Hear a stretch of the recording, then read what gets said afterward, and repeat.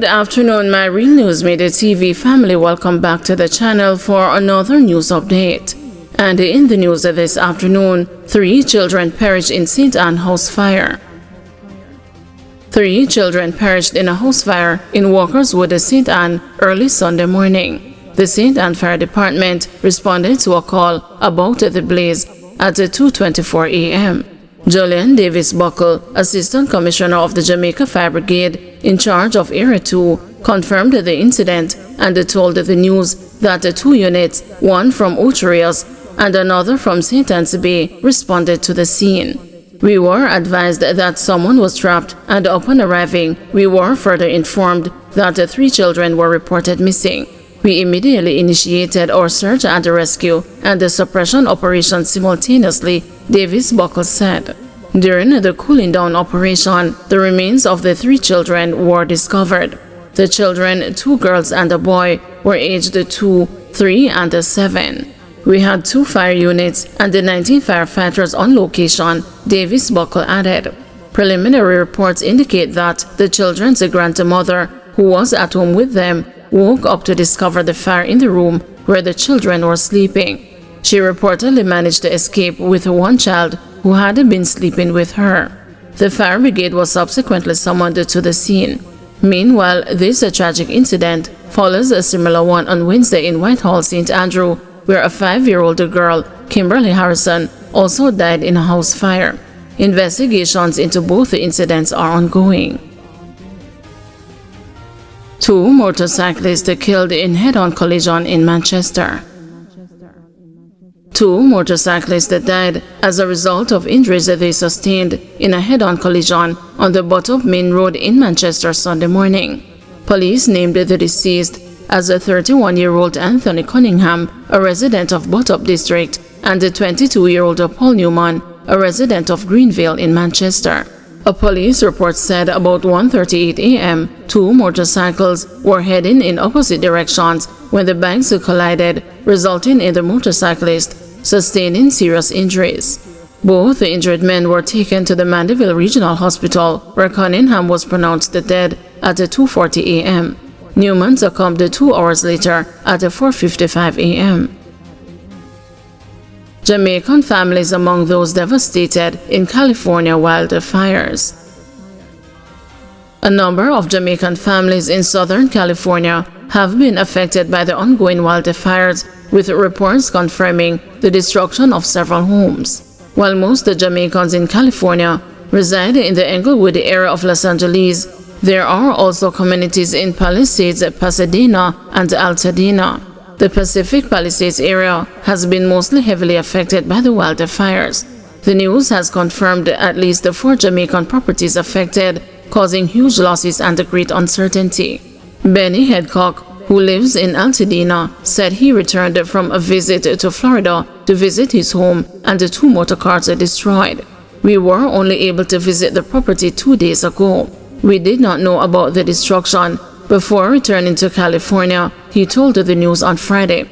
Right now, we are just bumping around. We are in a hotel, but we are looking for somewhere to rent so we can move out. Headcock said he lived at the home with his family for 10 years before they moved to Florida, where they spent about 6 years.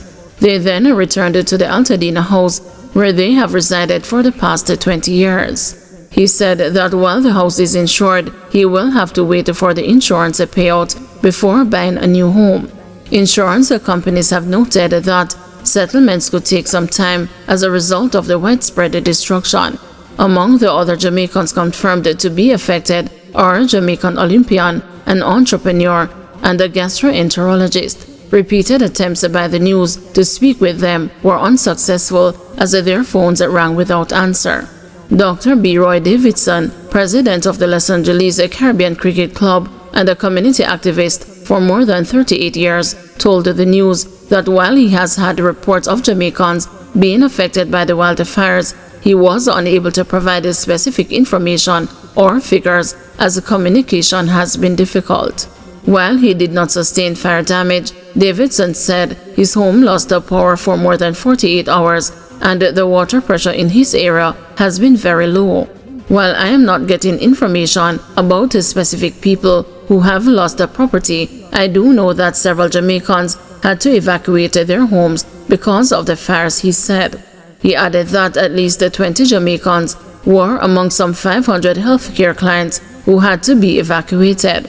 Some have started to return to their homes. Jamaica's global diaspora representative for the West Midwest region, Sean Chin, told the news that several resources are available to assist the Jamaicans affected by the fires, including shelters where they can stay if they need to evacuate their homes.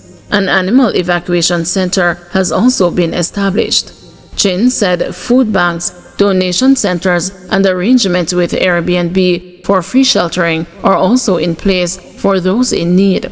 Clothing donations are also being coordinated. Chin explained that these efforts are being managed through the Jamaican Embassy in Washington, D.C. The embassy has urged Jamaicans in California to contact them if they require assistance. Teacher found dead with her throat slashed in St. Mary. The body of a 59-year-old teacher was discovered with her throat slashed at a St. Mary home Sunday morning. Dead is Angela Hamilton, a teacher of Pear Tree Grove Primary and Infant School in the parish. Reports indicated that Hamilton was last seen on Friday leaving work around 4:30 p.m. When calls to Hamilton's cellular phone went unanswered, friends and the family became concerned. A friend then visited her home around 3 p.m. on Saturday and after receiving no response, entered the house where she saw the front door was open. It is reported that she then found Hamilton's lifeless body lying on the floor with her throat slashed. The police were alerted and the body was removed from the scene. A motive for the killing is not yet known. However, the St. Mary Criminal Investigation Bureau is investigating. Georges Lane residents beseech responsible agency to remove hazardous utility poles. JPS promises to rectify issue. The Jamaica Public Service has committed to removing rotten decommissioned utility poles that residents of Georges Lane in Central Village claim have been cause for concern for close to 2 years. Things became unbearable for the residents last week when one of the wooden poles, which they said is the worst of 3 problematic decommissioned poles on the lane, finally broke away at its base, leaning menacingly across the entrance to one of their homes. They fear that when it finally falls, it could seriously injure children and the elderly and further cut off access to other homes.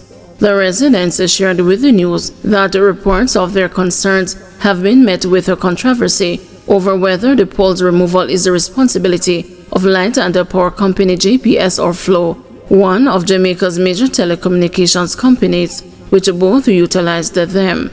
We have been reporting the poles for close to 2 years now. Since last week, one has started to fall. We called the JPS, they came within hours and told us it is not their responsibility, said a male resident on Thursday who asked not to be named.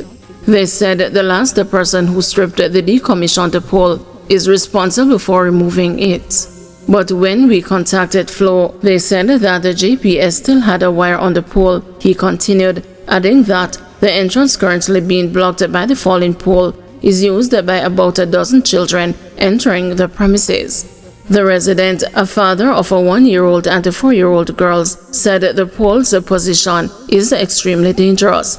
He is quite concerned about the safety of his girls. Another citizen hit back at suggestions that the problematic poles may have been neglected because some residents use them for illegal connections.